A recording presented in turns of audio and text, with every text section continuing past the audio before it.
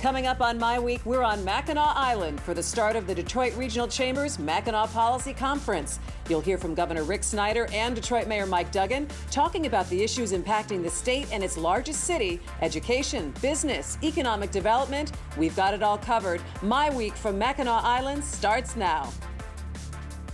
Did you know Gordon Food Service was started by a 23-year-old entrepreneur as a butter and egg delivery business more than a century ago? In 1948, school teacher Gerard Wendell Hayworth borrowed $10,000 from his parents to start a woodworking operation in his family's garage. It's now Hayworth Incorporated. These are just some of the ways Michigan's pioneers started out as small companies with big ideas. We are business leaders for Michigan. We are committed to making Michigan a top 10 state for jobs, personal income, and a healthy economy. Funding is also provided by Delta and by DTE Energy Foundation and PVS Chemicals.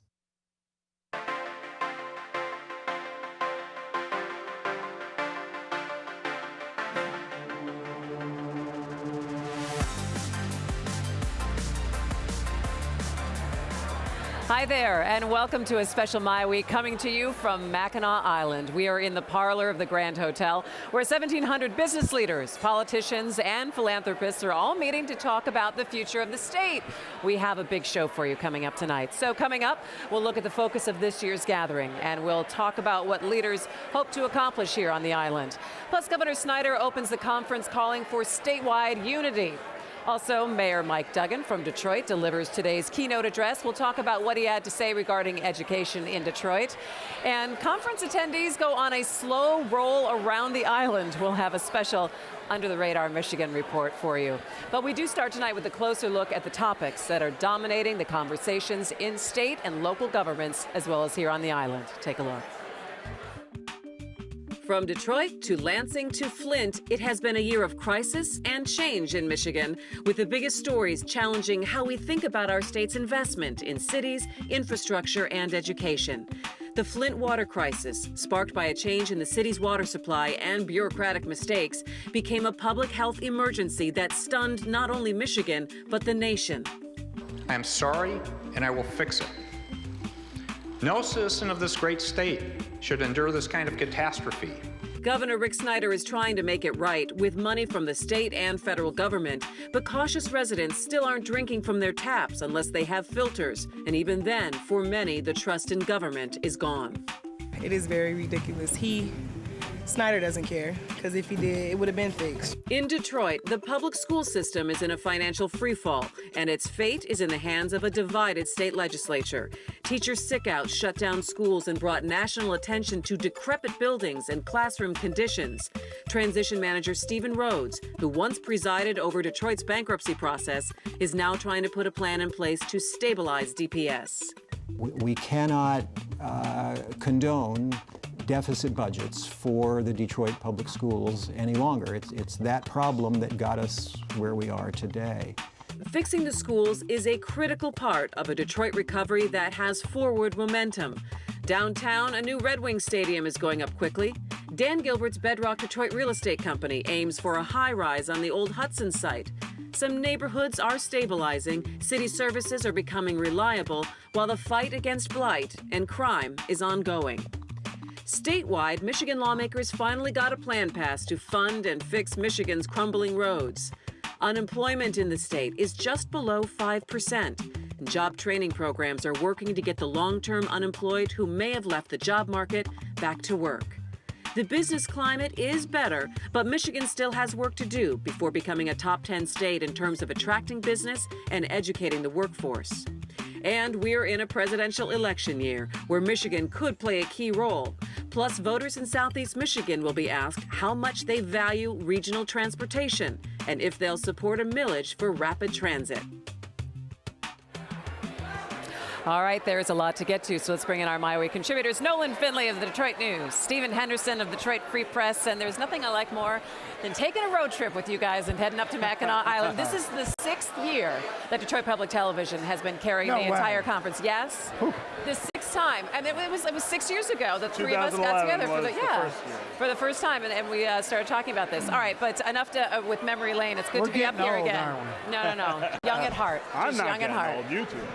All right, let's go ahead and talk about some of the big talk about items so far up on the island. I know a lot of people are talking about regional transportation, of course, DPS on the minds. What are you hearing and who are you talking to? So I think overall the conference is a little more low-key this year than it has been, and I'm not sure what exactly I attribute that to, but some of it is the governor doesn't have the same energy that he normally does. That's true. He's so damaged, and he's so defensive and bitter about how damaged he is. He called you Eeyore. Yeah. He called we are going to talk about that and play a little bit of sound from what he had to say earlier today. So that's one thing.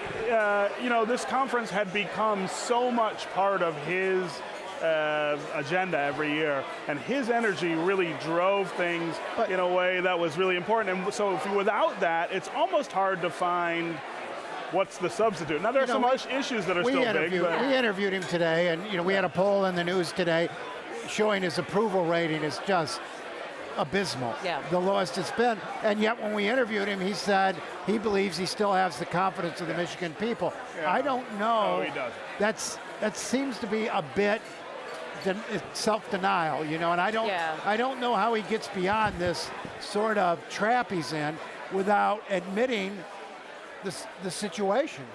Or emoting about the situation. I think people want him to seem like he feels what they feel. But that was not. I was just going to say that wasn't even close. Should have been done a long time ago. I think it's kind of too late for that. Go ahead.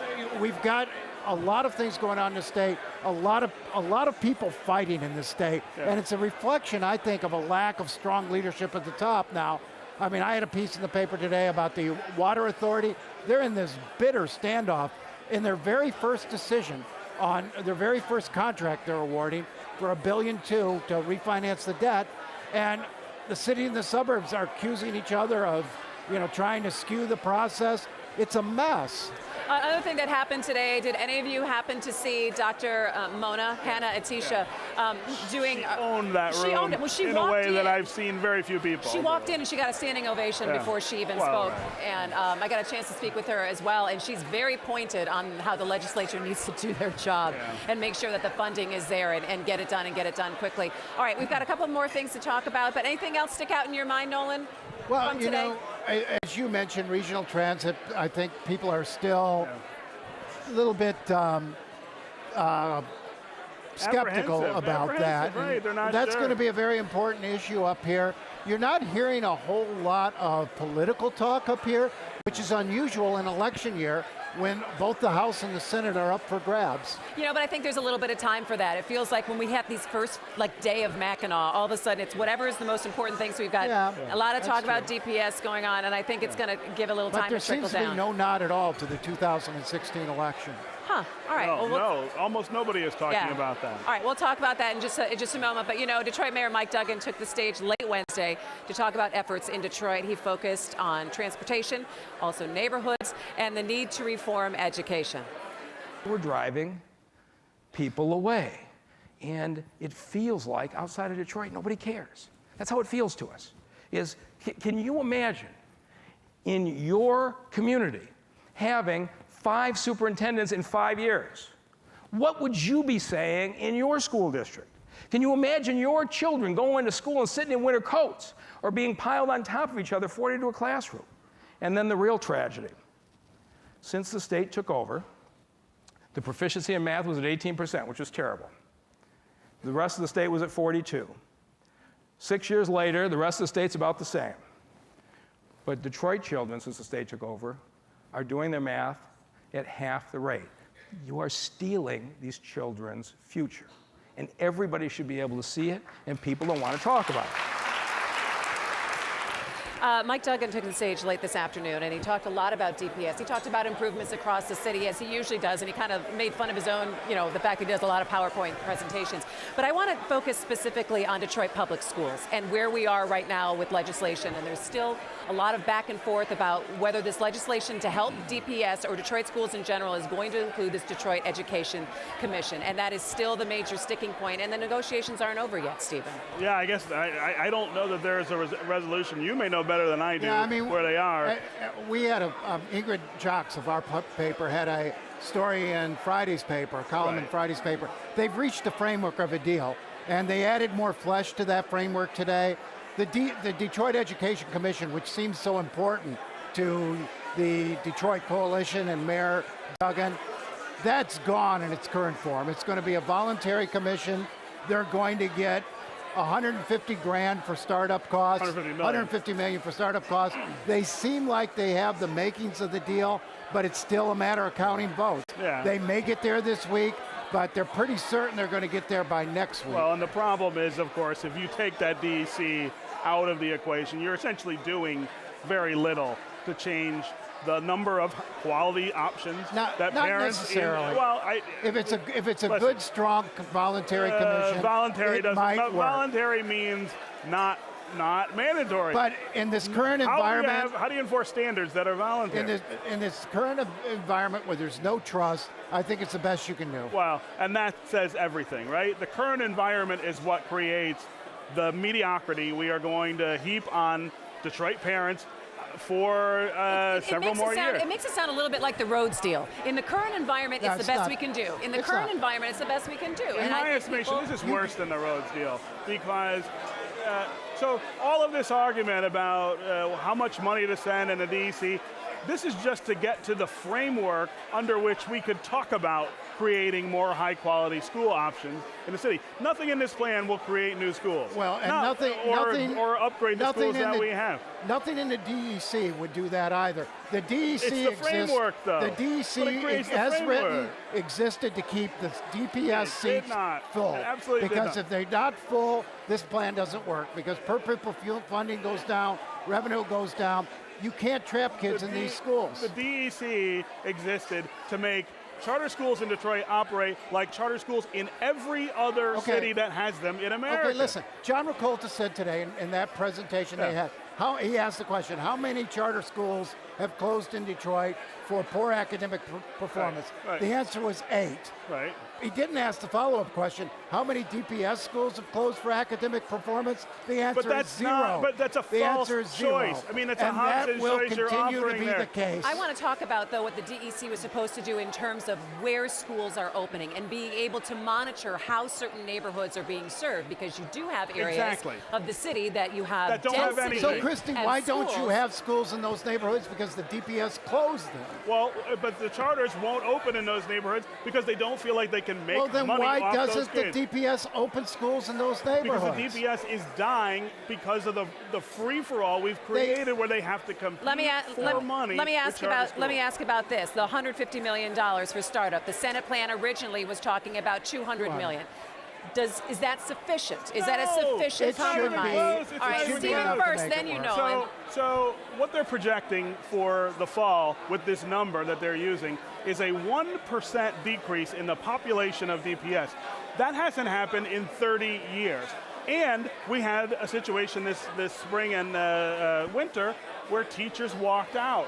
Every year that's happened in the district, you've been closer to a 15% drop in population. So off the cuff, this system will likely run a huge deficit just next year. So that was at 200 million. At 150, that hole gets bigger. This whole thing is a ridiculous way of putting the system in the position of coming back to the legislature in 2 years and saying, we're out of money, this can't work.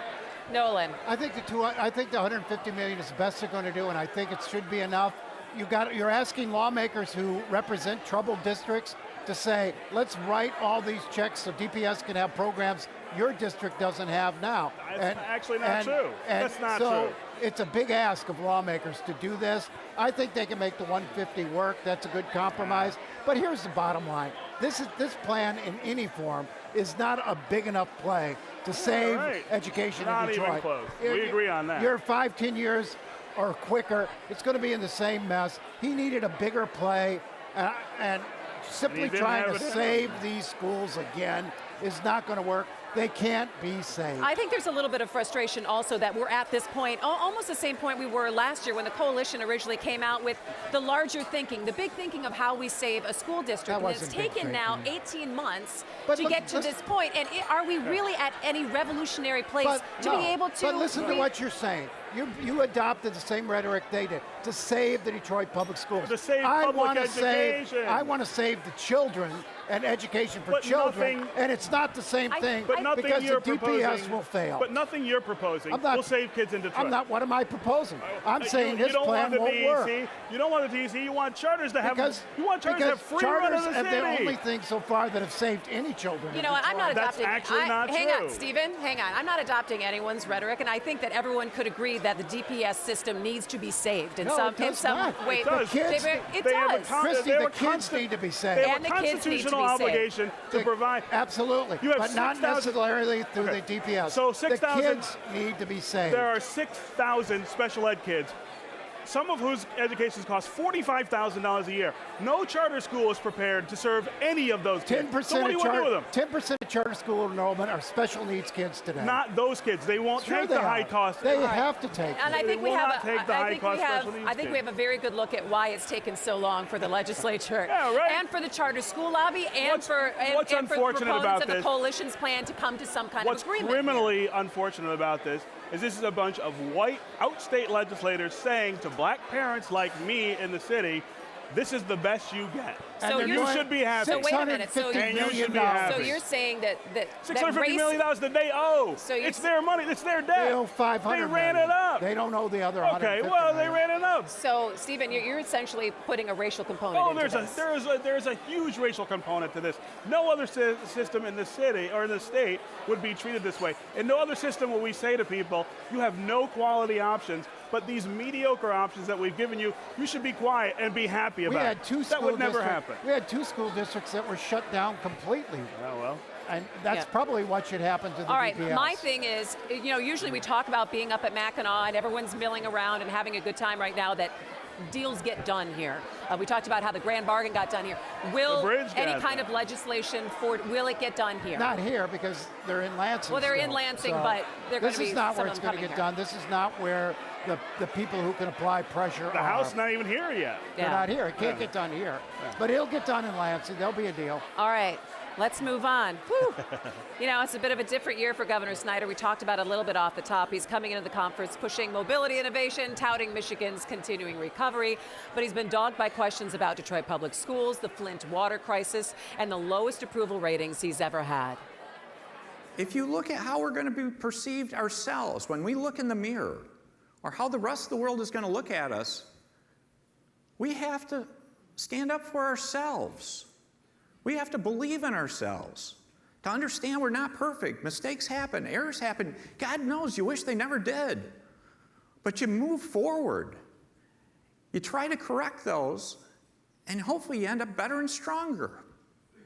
The reports of my demise are well overblown.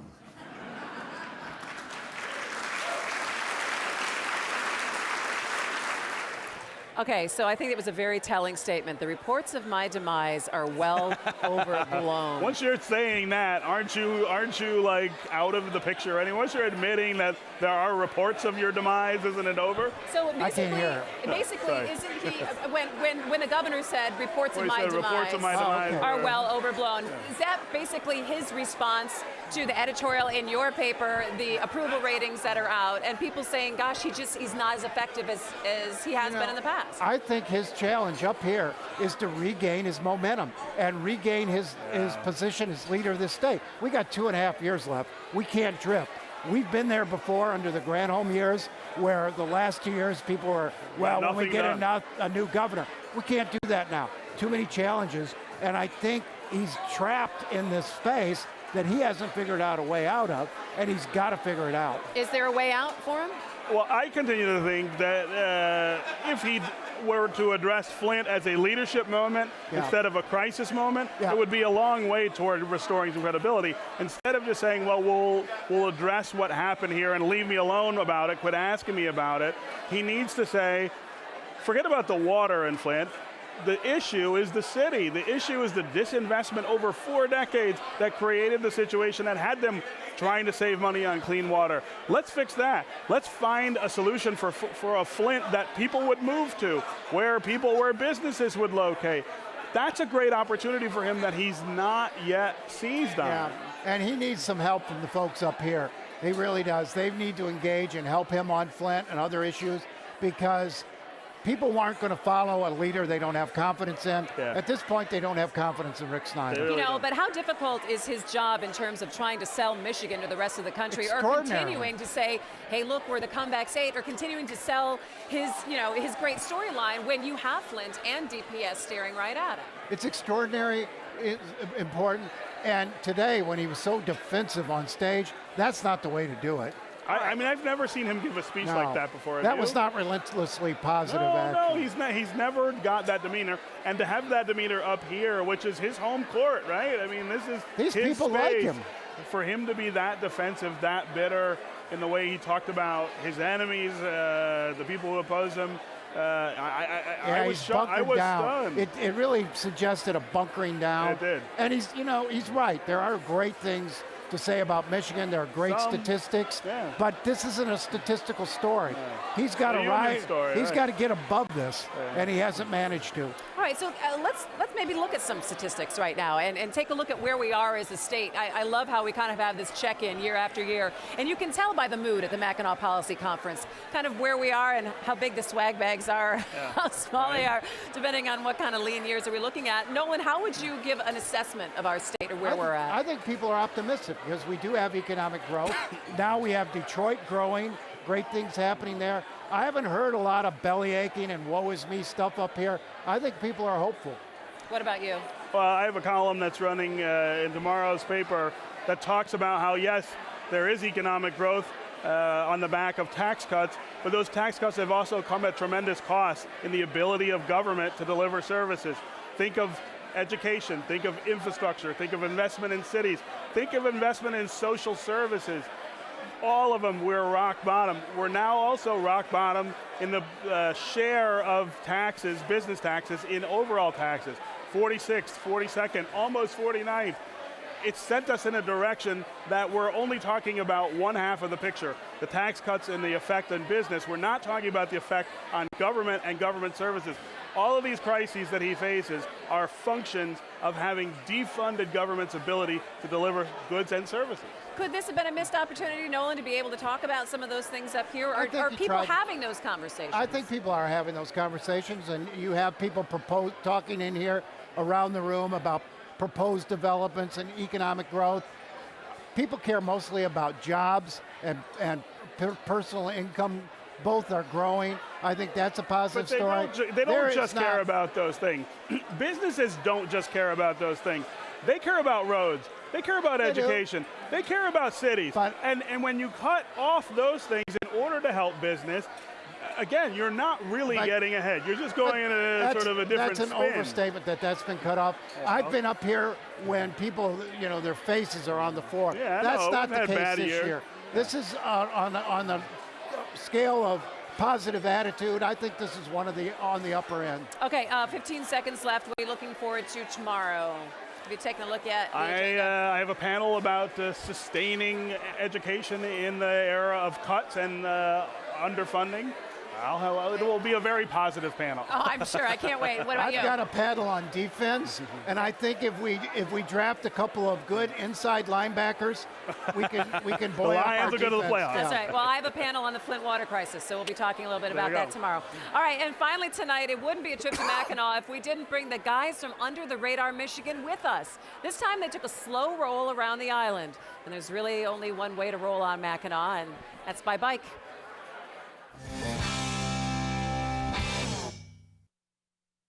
Take 5,000 people, add twice as many tires, and a whole mess of community spirit, and what do you get? Well, in Detroit, they call it slow roll. On Monday nights in the summer, Jason Hall and Mike McCool get folks from all walks on their bikes to slowly roll through the city to bring people together and create a sense of community.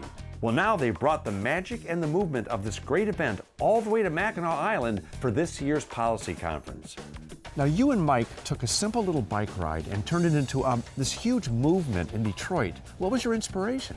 Man, you know, the inspiration was Detroit. I mean, to be honest, like, I'm from Detroit, and at the time I was kind of like going through a phase where I wasn't really feeling it. Yeah. So I just wanted to do something with Mike that we could reconnect to the city, you know? I mean, that was really the simpleness of it. And then it evolved into this massive thing, you know? Every year we laugh about it turning into something else, and that's all it's done. Now, why'd you bring it to Mackinac?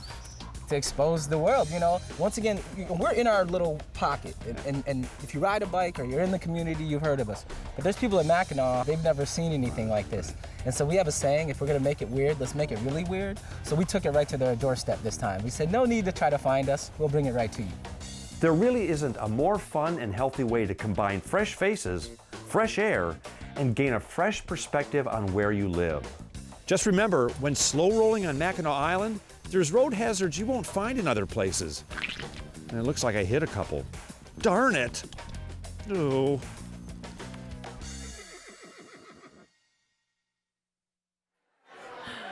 Love it. That'll do it for MiWeek. Make sure you come back tomorrow night. We'll have another show from the Mackinac Policy Conference. I'm Christy McDonald. For all of us at Detroit Public TV, good night from Mackinac Island.